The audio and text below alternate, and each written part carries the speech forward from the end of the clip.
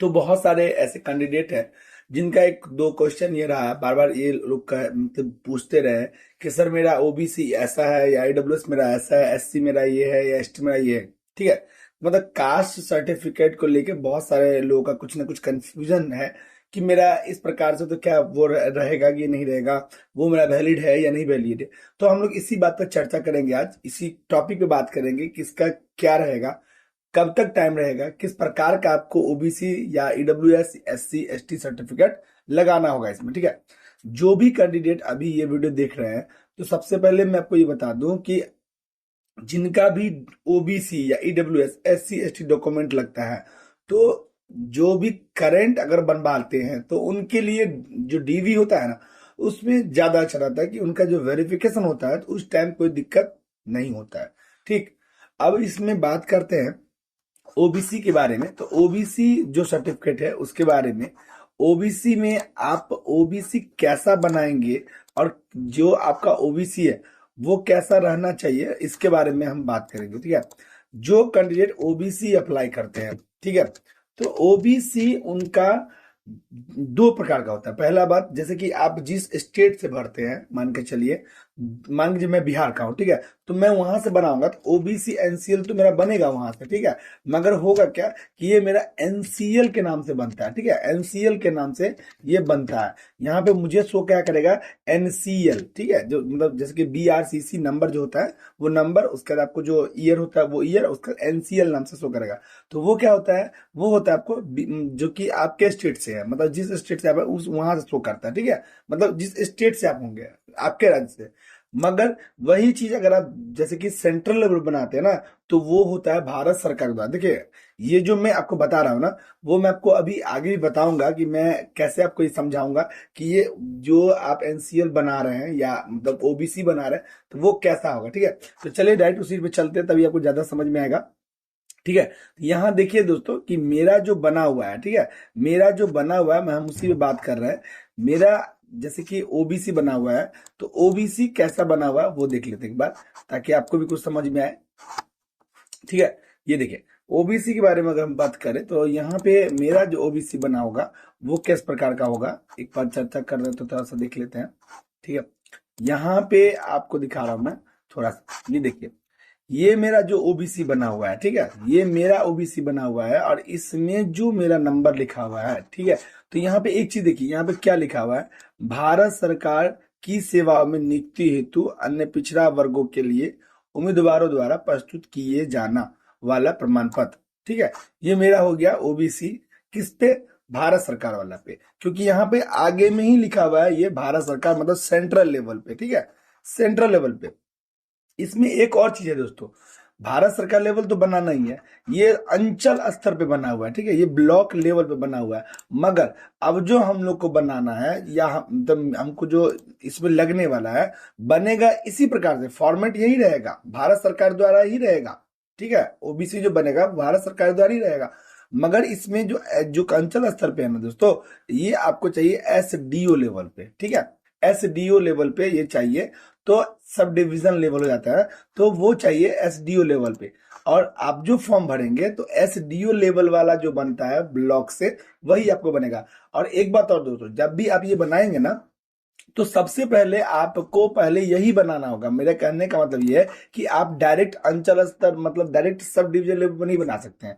पहले आपको भारत सरकार द्वारा, पहले आपको जो है का मतलब ब्लॉक लेवल बनाना होगा। जब ब्लॉक लेवल बन जाएगा तो उसी से, उसी का जो नंबर होता है ना, ये जो नंबर यहाँ पे आप देख रहे हैं ना, ये जो नंबर यहाँ पे आ जाता है, ये नंबर डाल के जो नेक्स्ट स्टेप, मतलब नेक्स्ट जो होता है, वो आप बना सकते हैं। ठीक है, तो इस प्रकार से आपको बनाना होगा ओबीसी भारत सरकार वाला, और किस पे, एसडीओ लेवल पे, वो फॉर्म में डालना होगा। ठीक है, जो वहां पे आपको डिक्लेरेशन, आज खुद फॉर्म का जो नोटिफिकेशन पड़ेंगे ना, तो आपको पूरा पूरा पता चलेगा कि आपको ओबीसी डालना है, सेंट्रल लेवल का डालना है, और किस लेवल का डालना है वो भी पता चलेगा। ठीक है, चलिए अब एक चीज और बताने वाला है। एक चीज क्या, देखिए, जैसे मैं बिहार से हूँ, ठीक है, तो बिहार से हूं तो वहां पे क्या दिखा रहा है, देखिए, बिहार वालों के लिए जैसे मान के चलिए, यहाँ पे क्या लिखा हुआ ध्यान दीजिएगा, मेरा जो बना हुआ है, तो मेरा क्या बना हुआ, बिहार सरकार। तो ये देखिए, मेरा तो पहले तो बिहार सरकार, उतना छोड़िए, मैं डायरेक्ट यहाँ पर चला था, बिहार सरकार के जो है प्रयोजनार्थ के द्वारा जो यहाँ पे लिखा हुआ है वो देखिए, ठीक है, ये बिहार सरकार द्वारा, ठीक है।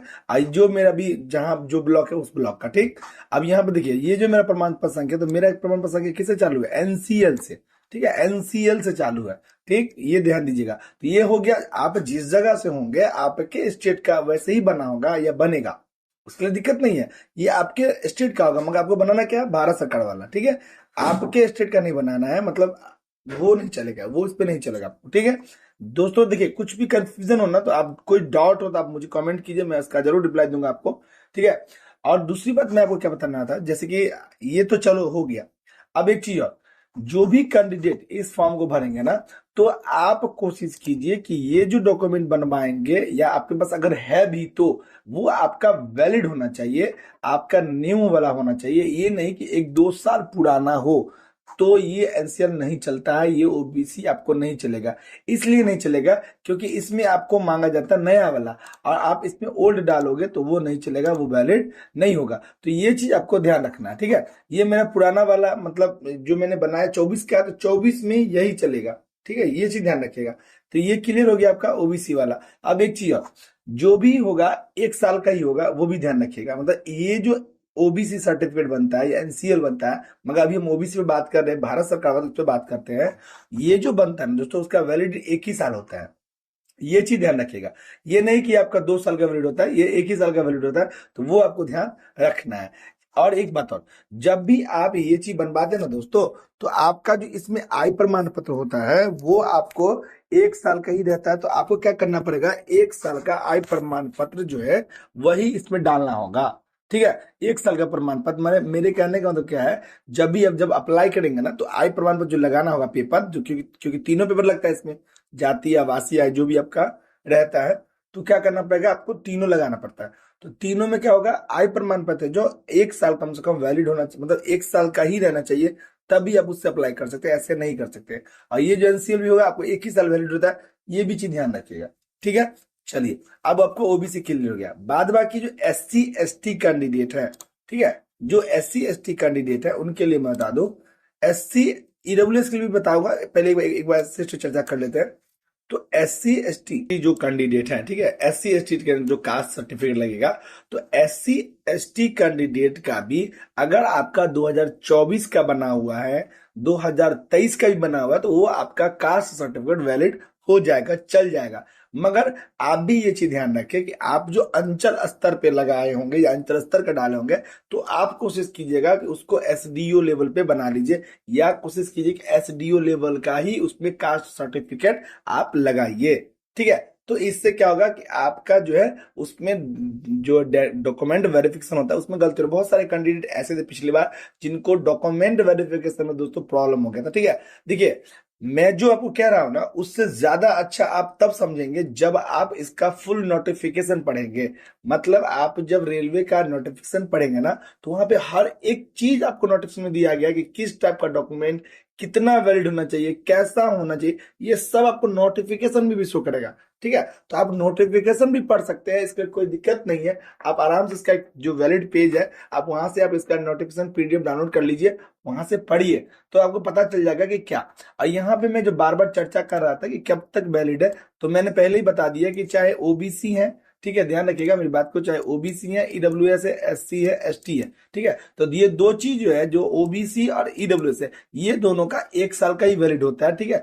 1 ईयर का ही आपको वैलिड होता है, ये चीज ध्यान रखिएगा, ठीक है, 1 ईयर का। और बाद बाकी जो कैंडिडेट है उनका ओल्ड वाला भी चलेगा। तो ओबीसी और ईडब्ल्यूएस ये दोनों का 1 साल ही वैलिड होता है, जो भी डॉक्यूमेंट, चाहे मतलब ओबीसी बनाए हुए हैं भारत सरकार वाला, चाहे ईडब्ल्यूएस है वो भी आपका भारत सरकार वाला, तो वो आपको रहता है, ठीक है, वो चीज क्लियर है। अब एक चीज और, बहुत सारे कैंडिडेटों का ना, मतलब जो भी फॉर्म भर रहे हैं, तो उनका एक क्वेश्चन था कि सर हम जो राइट, मतलब आप जो सिग्नेचर करेंगे, जो हम सिग्नेचर उसमें करते हैं, वो कैसा करना है। दोस्तों, जो भी कैंडिडेट सिग्नेचर करते हैं, वो आपको ऐसे नाम आपको नहीं लिखना है। जैसे सपोज दैट मैंने, चलिए मेरा नाम शुभम है, मान लीजिए, एक बात मैं समझाने के लिए बता रहा हूँ, चलिए मेरा नाम शुभम है, तो कैपिटल लेटर में से शुभम जो है वो नहीं लिखना है हमको, ठीक है।